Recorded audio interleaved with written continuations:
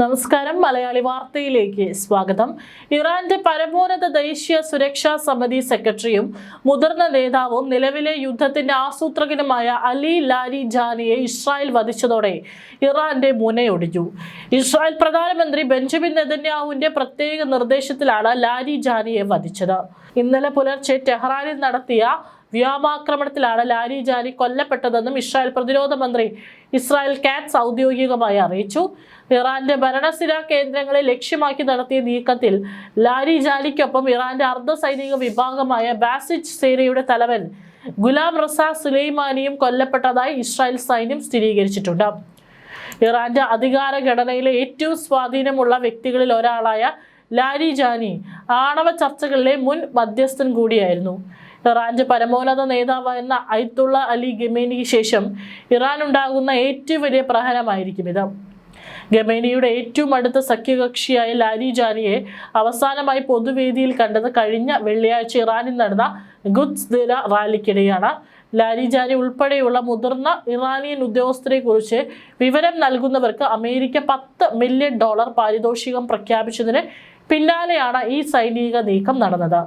ഇറാന്റെ പരമോന്നത നേതാവായിരുന്ന അയത്തുള്ള അലി ഖമേനി കൊല്ലപ്പെട്ടതിന് ശേഷം ഇറാന്റെ രാഷ്ട്രീയ സൈനിക തീരുമാനങ്ങളിൽ നിർണായക സ്വാധീനമുള്ള വ്യക്തിയായിരുന്നു അലി ലാരിജാനി.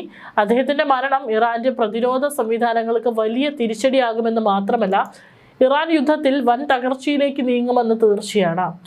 ഇനിയുള്ള ദിവസങ്ങളിൽ അതേസമയം ഇറാന്റെ ഡ്രോൺ ആക്രമണത്തെ തുടർന്ന് ദുബായ് അന്താരാഷ്ട്ര വിമാനത്താവളത്തിന് സമീപം വലിയ തീപിടുത്തമുണ്ടാവുകയും ഗതാഗതം തടസ്സപ്പെടുകയും ചെയ്തു. അബുദാബിയിൽ മിസൈൽ അവശിഷ്ടങ്ങൾ വീണ ഒരാൾ കൊല്ലപ്പെട്ടതായും റിപ്പോർട്ടുകളുണ്ട്. ഖമേനിയുടെ മരണശേഷം ഇറാന്റെ രക്ഷകനായിരുന്ന അലി ലാരിജാനി യുഎസുമായി ഇനി ചർച്ചയ്ക്കില്ലെന്ന് പ്രഖ്യാപിച്ചുകൊണ്ട് ഇറാന്റെ സുപ്രീം നാഷണൽ സെക്യൂരിറ്റി കൗൺസിൽ സെക്രട്ടറിയായ അലി ലാരിജാനി അമേരിക്കയെയും ഇസ്രായേലിനെയും കഴിഞ്ഞ ദിവസം വെല്ലുവിളിച്ചിരുന്നു.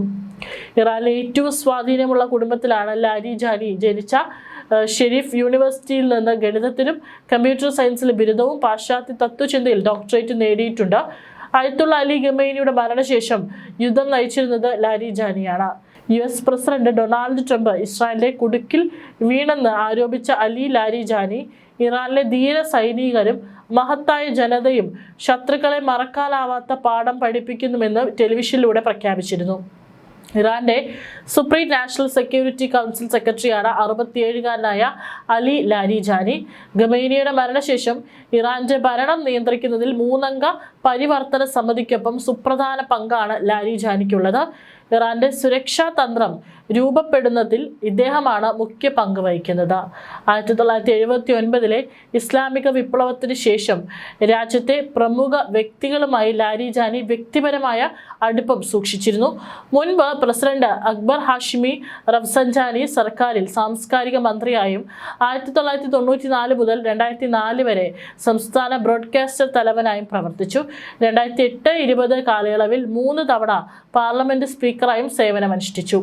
2021-ലും 2024-ലും പ്രസിഡന്റ് സ്ഥാനത്തേക്ക് മത്സരിക്കാൻ ശ്രമിച്ചെങ്കിലും ഗാർഡിയൻ കൗൺസിൽ അദ്ദേഹത്തെ അയോഗ്യനാക്കി.